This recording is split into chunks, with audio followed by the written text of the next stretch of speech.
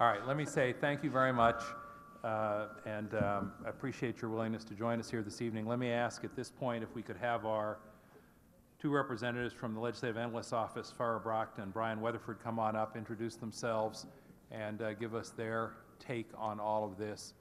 And for those of you who are exiting, yes, you can watch this at streaming video when you get home on the Senate website, senatorsimitian.com.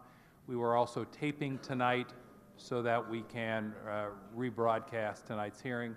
Why don't we ask people who are going to step away to do it as quickly and quietly as they can before we start with the representatives from the Legislative Analyst's Office.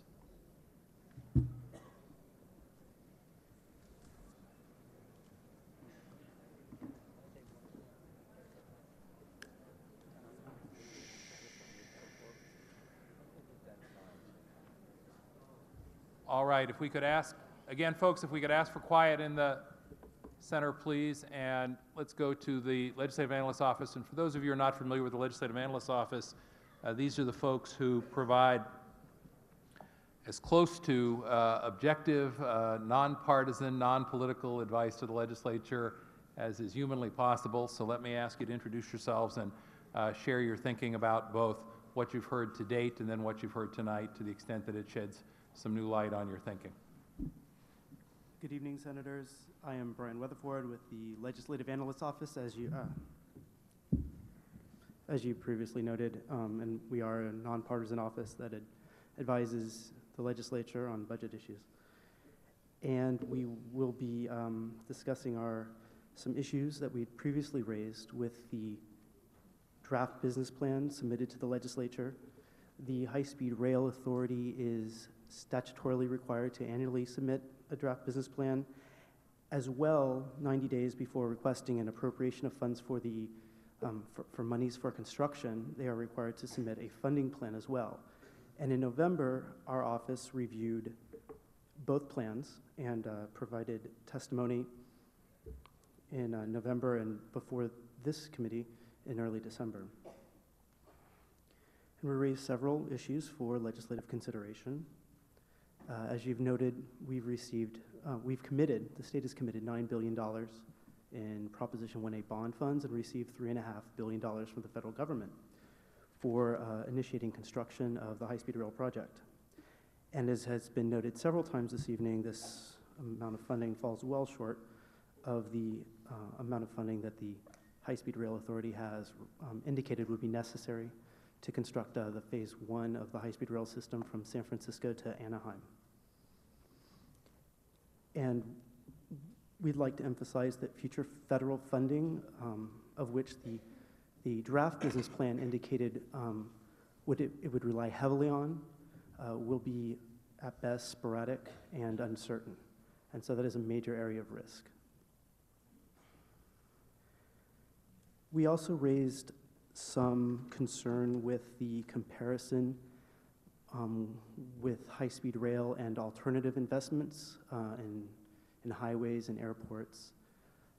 That assessment that it would cost about $170 billion for the alternatives was based on capacity and not any assessment of the need for future investments in infrastructure, where those would need to be, and when we would need to make those investments. And the state does not have a comprehensive assessment of the overall infrastructure needs. And this is very important because to put high-speed rail in a context of where it ranks within the state's priorities with other transportation needs, such as spending on improving our urban transit systems and improving our other transportation systems. It's difficult to provide advice on what should receive the highest priority of funding and when.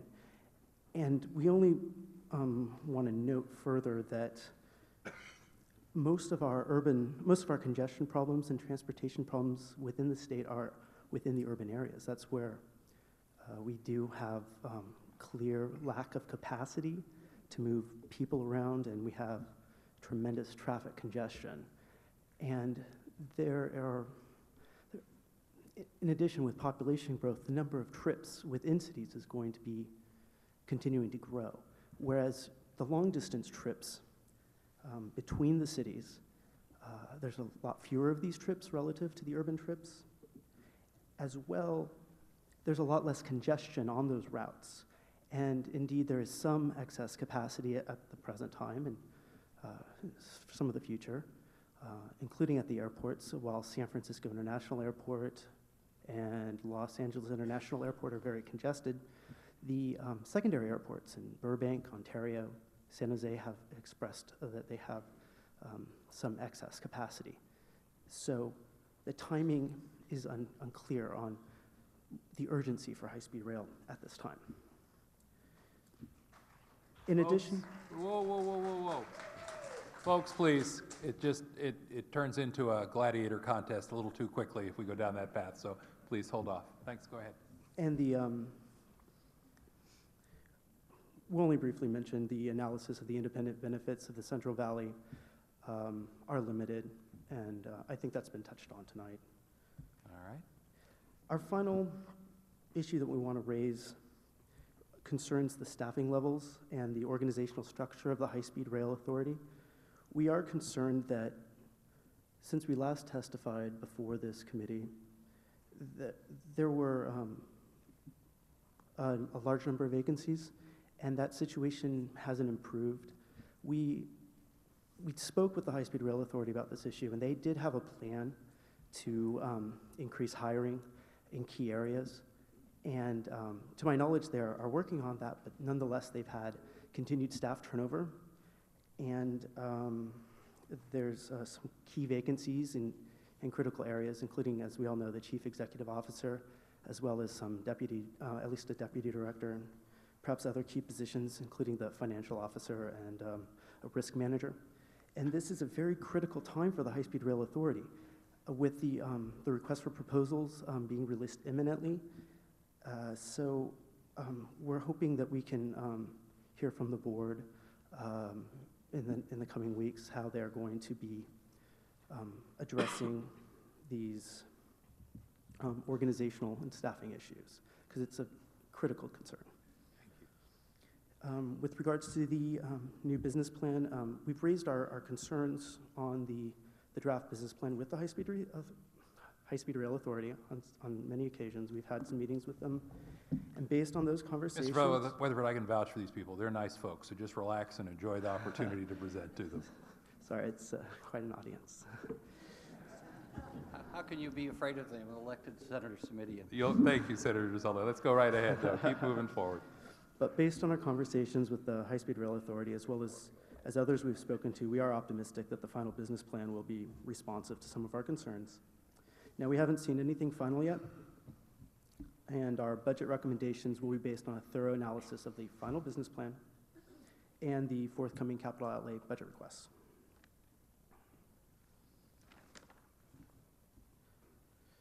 And as we analyze the final business plan, we will be looking for a better articulated defense of the need of the project, which it sounds like from Dan Richard, his testimony this evening, we will be receiving that, as well as we're looking for an acceleration of benefits to more people sooner, and as well it sounds like we will be seeing some more information on that. In addition, we would like to see new funding commitments, and it was not clear this evening if we will be seeing that. Lastly, By new funding commitments, you mean? Other than previously identified federal funding. Thank you. We're hoping maybe some private funding or additional funding of some sort. And we are expecting a more detailed and realistic risk assessment that would help increase the confidence of the legislature, local agencies, and perhaps private investors. I'd only like to add that regarding the memorandum of understanding that we have heard, the memoranda of understanding with the Southern California governments as well as the Northern California entities, We hope that any of the projects that are put forward make good sense both from a policy perspective as well as conforming with the statute, as long as they're using Proposition 1A funds. Now I'm going to be tactless again. I think you're suggesting that it's important that it not just be some money sprinkled in the north and sprinkled in the south, that it have value on a standalone basis, and that it be consistent with Prop 1A. Is that what you're suggesting? Each of the projects should have some independent value, obviously, but to the extent that they're using Proposition 1A funds, especially for high-speed rail, they need to demonstrate how they are going to be supporting the system. Thank you. So that's all from my testimony. I'm willing to entertain other questions. Good. Ms. Brock? Thank you, Mr. Chair and members. Farra Bracht with the Legislative Analyst's Office. I'm here to help answer any questions you have. All right. Colleagues?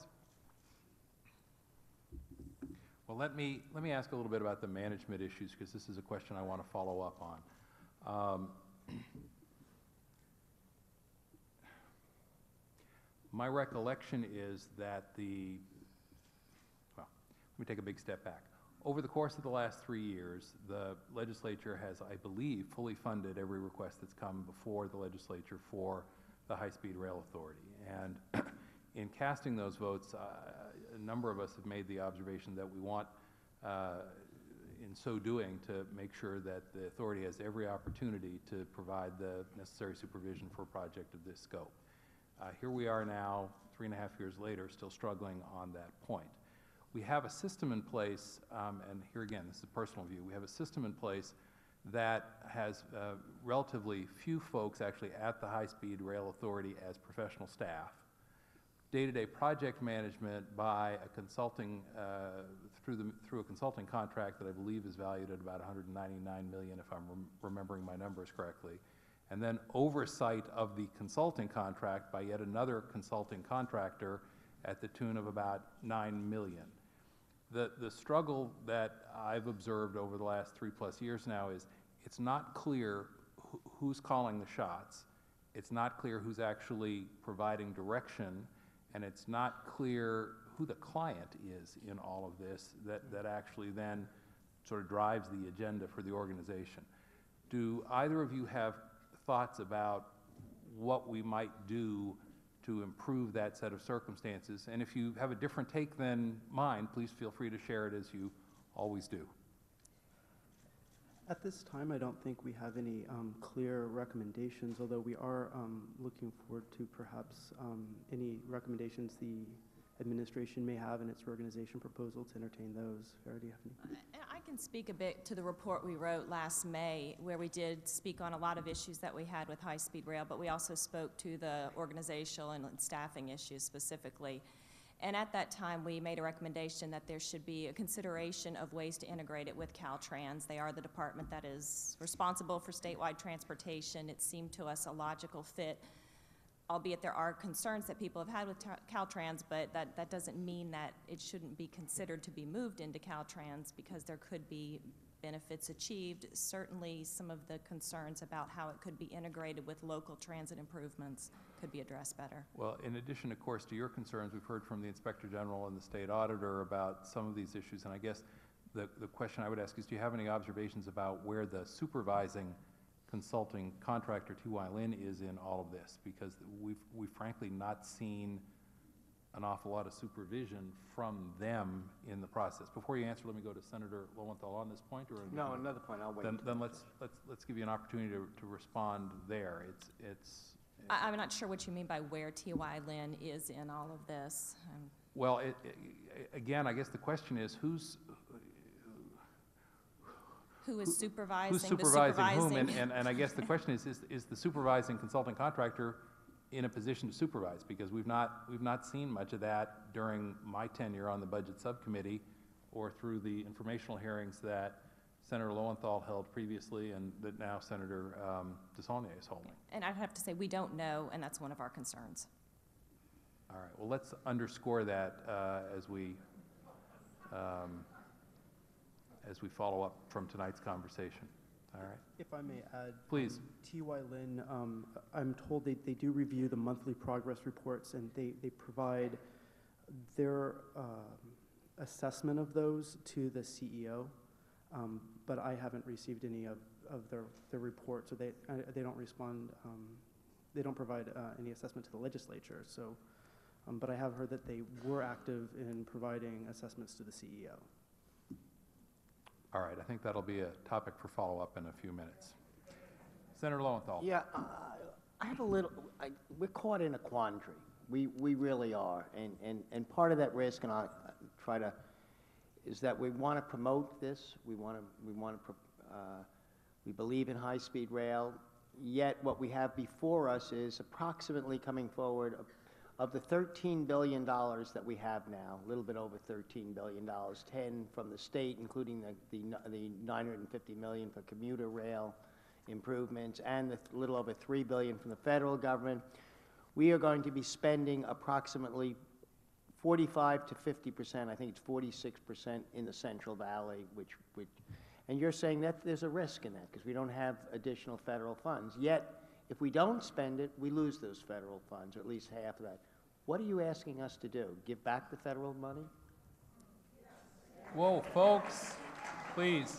I'm not advocating that. I just want to hear what the LAO really believes, where we are, and how do we deal with this issue. You're saying that's a higher risk strategy. I think that we also heard that from Mr. Kempton. Yet he also said, but we're going, there is this reality that we could lose this money, and he does not advocate losing this money. Help us come to grips with that as a legislature, because I'm not advocating anything. I just want to know, how do we deal with this issue? I mean, it's a fair question. Back when we raised some of our most significant concerns with this project, it was almost a year ago now, and at that time we were encouraging the administration and the legislature to go back to the federal government and ask for more flexibility, because we had grave concerns that if you just went with the Central Valley segment, that might be all you get, and we did think there was value to perhaps considering starting in the bookends, because there you would have value going forward. It's a much harder question for me to answer a year later when we've got a clock ticking and the feds have seemingly made it quite clear that we need to spend the money by 2017 or they will start taking it away. I don't have an answer for you tonight. When they come and ask us for the appropriation and we put out our recommendation, I'll probably have an answer for you then, but I don't right now. All right. Senator Saulnier? Senator Correa? If we were to tease out some additional information when we bring back the folks from High Speed Rail Authority, if you were sitting where we're sitting tonight, what else might we ask that we haven't raised at this point? And if we've got plenty to talk about, we'll leave it at that. Please. I do think that you are on the right track. I'm curious with the project EIR, in addition to if we start changing the scope of the Central Valley segment, if there's an issue there, that would be something I would be interested in looking into.